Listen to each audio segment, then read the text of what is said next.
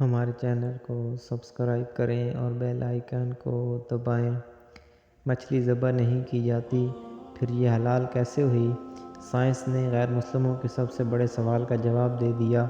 اسلام نے حلال کھانے کا حکم دیتے ہوئے حرام کھانے سے منع کیا ہے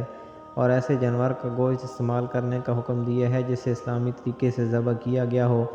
غیر مسلم نہ صرف حرام گوشت استعمال کرتے ہیں بلکہ اسلام کے اس حکم سے متعلق مچھلی کی مثال پیش کرتے ہوئے یہ سوال بھی اٹھاتے ہیں کہ اسے ذبح نہیں کیا جاتا تو پھر یہ کیسے حلال ہو گئی۔ تاہم اب سائنس نے اس سوال کا جواب دیا ہے اور ایسا حیران کن انکشاف کیا ہے کہ آپ بھی بے اختیار سبحان اللہ تعالیٰ کہہ اٹھیں گے۔ مچھلی جیسے ہی پانی سے باہر آتی ہے تو اس کے جسم میں موجود تمام خون فوراً اپنا راستہ بدل لیتا ہے اور مچھلی کے منہ میں واقع ایپیگلوٹس میں جمع ہونا شروع ہو جاتا ہے۔ مچھلی کے پانی سے نکلنے کے کچھ ہی دیر بعد اس کے جسم میں موجود خون کا ایک ایک قطرہ ایپیگلوٹس میں جمع ہو کر باقی گوشت کو خون سے پاک کر کے اس کا گوشت خالص اور حلال کر دیتا ہے۔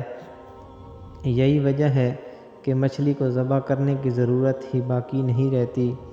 اور جس دوران مچھلی کا گوشت بنایا جاتا ہے تو ایپیگلوٹس کو بھی نکال دیا جاتا ہے۔ اسلام میں حلال کرنے کا مقصد جانور کے جسم سے خون کا مکمل اخراج اور گوشت کو خون سے پاک کرنا ہے۔ یہی نہیں، سائنس نے اسلام کے حلال کھانے کے حکم کے پیچھے چھپی حقیقت بھی آشکار کی ہے،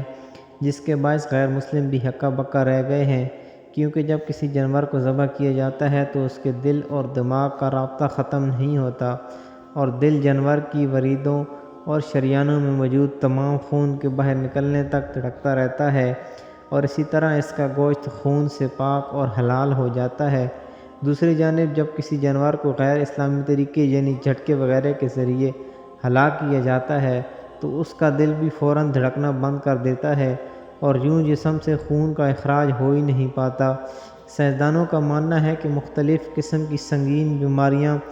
پیدا کرنے والے جراثیموں اور بیکٹیریاز کی افزائش کے لیے خون بہترین چیز ہے، اور جب جانور کے جسم سے خون کا اخراج نہیں ہوتا تو یہ گوشت کو ہی خراب کر دیتا ہے، اور جب انسان اسے کھاتے ہیں تو بہت سی بیماریوں میں مبتلا ہو جاتے ہیں۔